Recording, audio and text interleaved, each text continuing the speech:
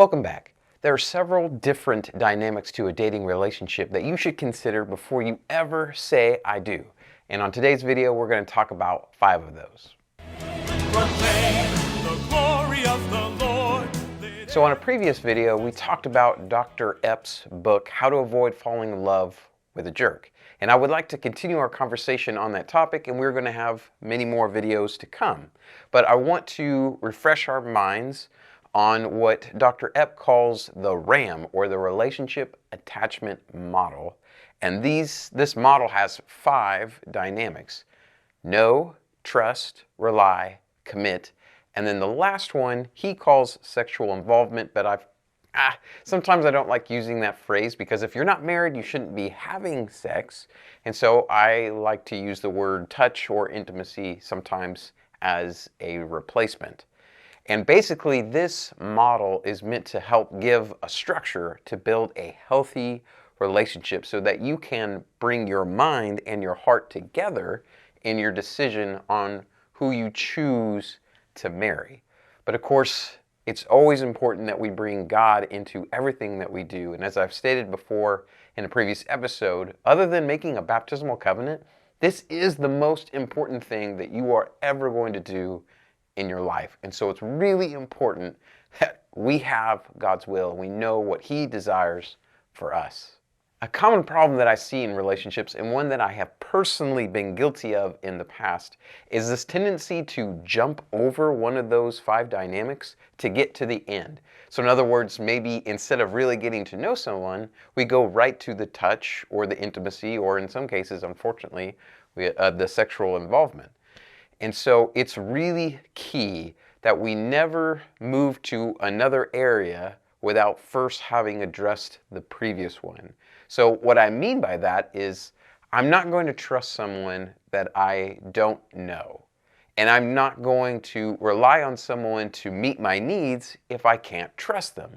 And if I can't trust them and I don't know them and I can't rely on them or depend on them to meet my needs, then I'm definitely not going to commit to them.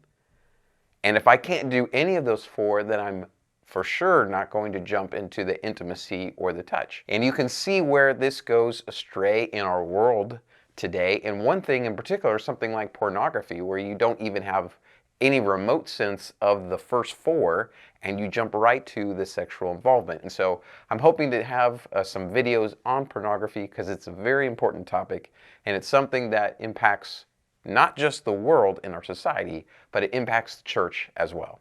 So basically what I'm sharing in these 5 dynamics is that we need to have a balance. And when we're out of balance, we have an unhealthy relationship. And essentially what we're doing is we're allowing our heart to override our mind and our spirit. And this is what I have been guilty of in the past. Many years before I ever met my wife, I got into a relationship that lasted for quite a while.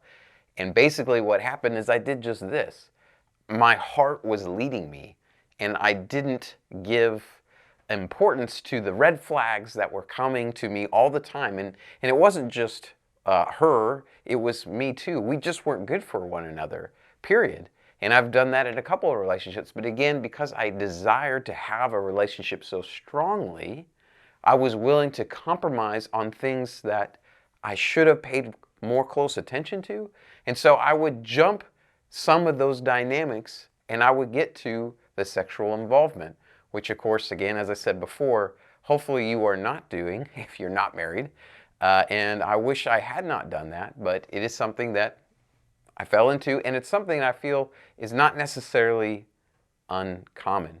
And so if you are desiring to have a relationship, a strong relationship in your life, maybe you already are dating somebody, maybe you're married, maybe you're hoping to date somebody, the best thing that you can do is draw closer to God.